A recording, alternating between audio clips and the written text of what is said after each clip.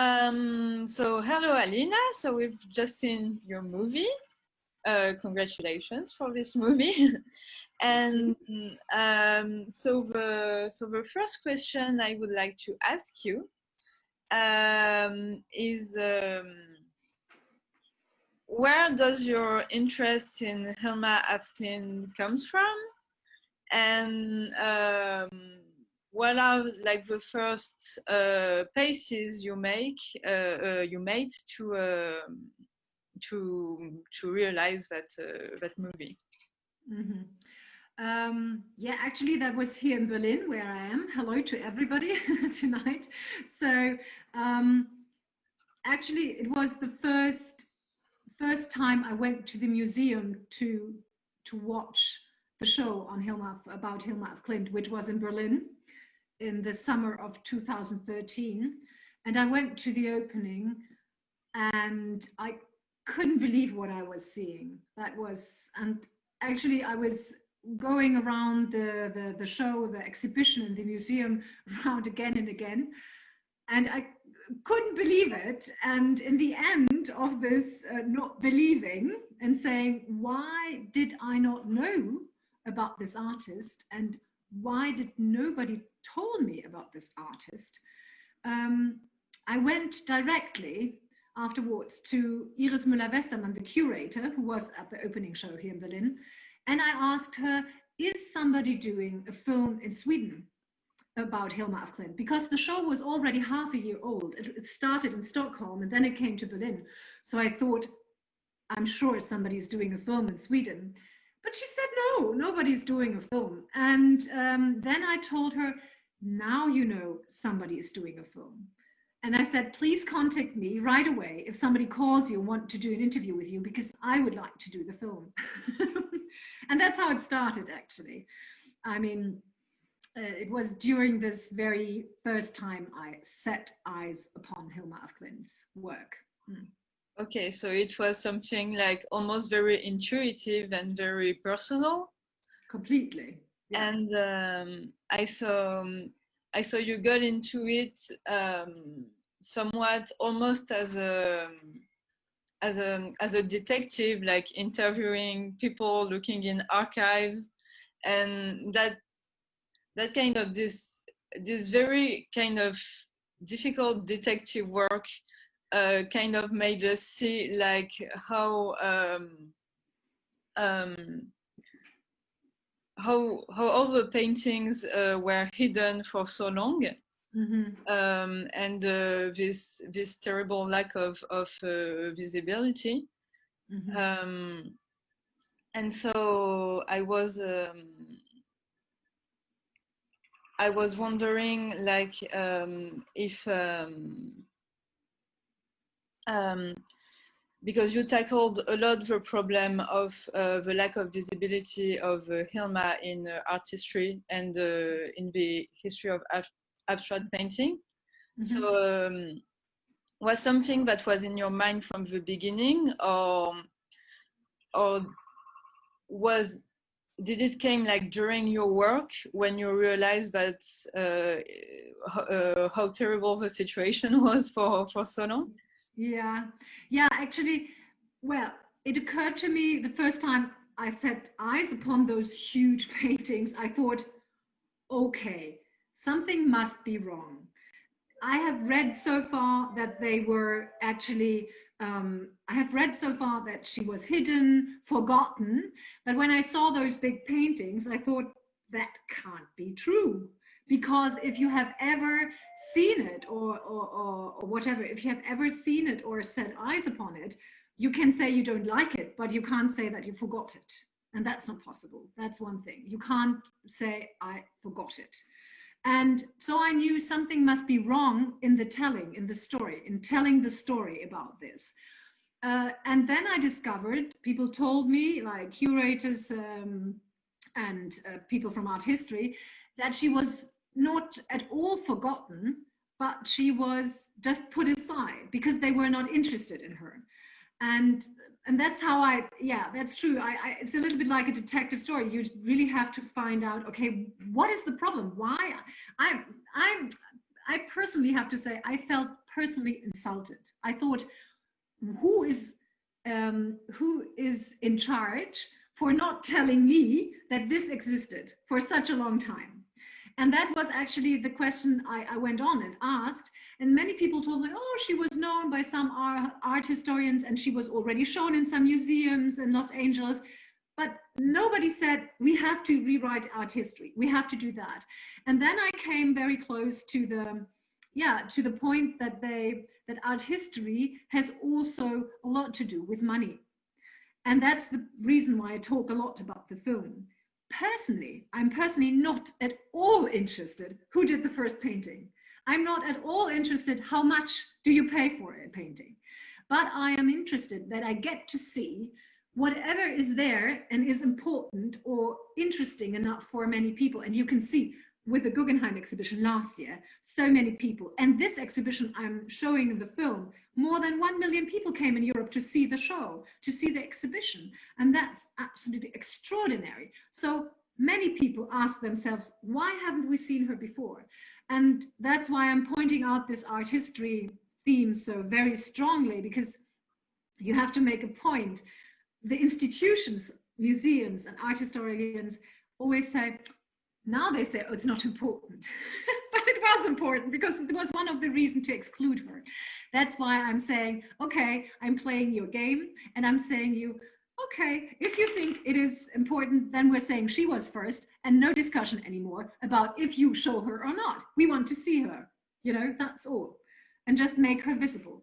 And that was the whole point.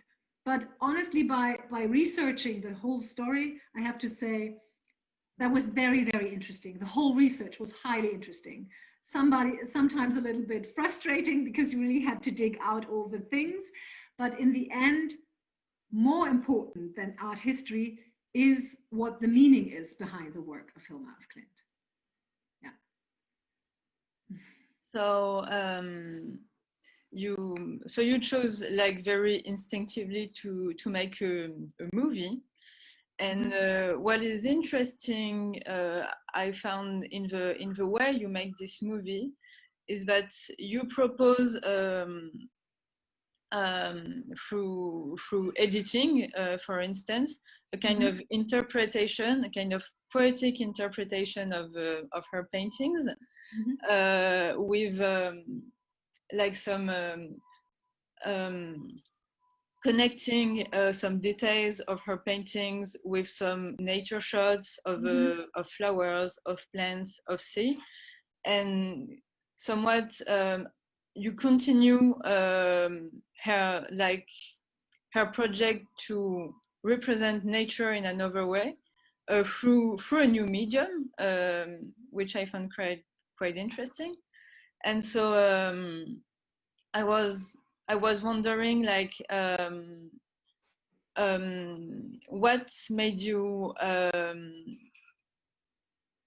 what made you work like this and edit and realize your movie like this? Was it instinctive seeing Hilma's paintings, or is it your way to work usually?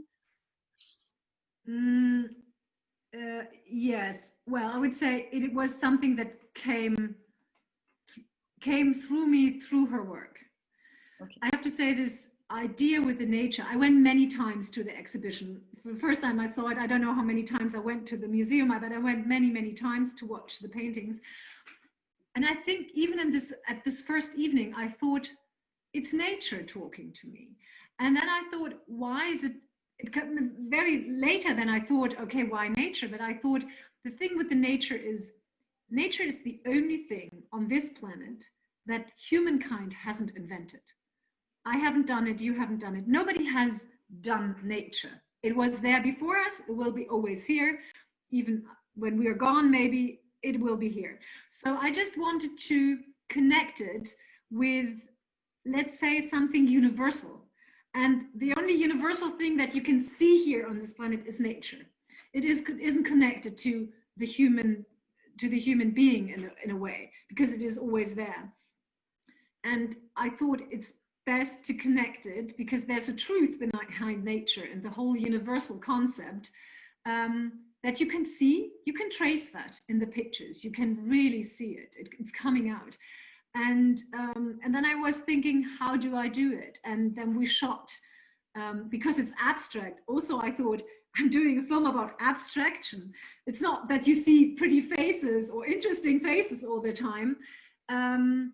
But I had to dig out the meaning, the deeper meaning of it. And that is, of course, yeah, as simple and difficult as it is life and the meaning of life. And that was what Hilma Af Klint was interested in. You know, I learned some Swedish just to read some of the notebooks, or at least to know what is she thinking or what is she talking about. And then I could get somebody, please translate that, that sounds interesting, translate that for me. And so, and that was very interesting, because I thought, okay, right, I could connect very easily with her world, with her. It is something, it was not something new that occurred to me, but it was something like a reminder. I thought, yeah, right. That's what life is about. And that's how I looked and looked upon how do I get there. And so the nature was really coming very easily to me. When we were shooting, I was always trying. I was trying many things. I was looking for lines or some forms in nature. But of course, it's never the form. It's what is behind that. So I needed to go very close on it sometimes, or even wider shots, or to play with this sharp and unsharpness, that what do you see? It's always what you look at, and how open your, not your eyes, but your mind is. How open is your mind to see things? And yeah, so I guess I wanted a little bit, and that's something that we did in the editing, of course, but we had to try out a lot of things. And I had to explain, and I was very lucky with the team I had, because with my editor, they really helped me getting out, because I was telling, you know, that's what I'm looking for. And we were trying a lot of things and we found it. So that's also a luck that it worked. So we were really trying to get the line there. And yeah, and that's, yeah, it was really important to look at the side of Hilma Af Klint's view on the world. So it's basically what I think was her view on this. So yes, for this, so you had all her notebooks, and you don't have that much other material, because we don't know so much of her life. So you took all those clues to tell us something about the woman she might have been, maybe. And also what was interesting is that you also gave us some context of what inspired her. So there was all the scientific discoveries, like radioactivity, quantum physics, and there was this like very scientific material. And what I found very interesting is that on the other hand, there was something really spiritual, really mystical. And so how, like, what do you think of this, of those two those two sides that can be like quite disconnected on the, like, if we don't look very close, but on Hilma Af Klint's works, it's very connected. Yeah, but that is the whole point. That's why actually, that is also the reason why I started with the science, with the scientific and quantum physics. Was also lucky with the protagonist, because the scientist who's talking in the film is very lively and very good, and he also understands life a bit in this way. That is the whole point. At some point, at the time where Hilma Af Klint was living, in the turn of the century, of the 19th century, there weren't two sides. There was not spiritualism and science, a little bit, but in the end, these new things that emerged, they married somehow. They really connected. So it were not two sides, and that's why I started at the scientific side, and then going to spiritualism to show, you know, if you discover that we don't know much, and that we can say, we have the proof that we don't know much, that we have the proof that things are like they are, but we don't understand why they are like this. It sounds complicated, but probably isn't. Then you are open enough to say, okay, if we don't know, and if we have, and all those kind of, even if it's X-rays and, you know, radioactivity and all those kind of things, the waves that you can't see, radio waves, all those kind of things. What else can't we see? We know that our eyes just receive not even 1%. There are more. We don't see it. And that's, for an artist, that's fantastic. That's grandiose, because you can just go on, right? And I think, and that was very interesting to me, because I thought, you know, Hilma Af Klint wasn't so, she was very open-minded. She was a very, very open-minded woman. I'm very sure, because she didn't say, oh, I don't believe it, or I can't believe it. So she said, what is there? What does it mean to be on this world? What is life? And so you go on, and then you look at spiritual, and you go for seances or whatever. But in the end, it connects with the scientific world. So, and that was actually something important to me, not just to divide always things and say that is this and this is that. What do we know? We don't know. Nobody can prove that the spiritual side doesn't exist. Nobody can. So better just leave it like it is. You don't have to believe, but at least you have to have the options open, that there are some options, yeah. Mm-hmm. Okay.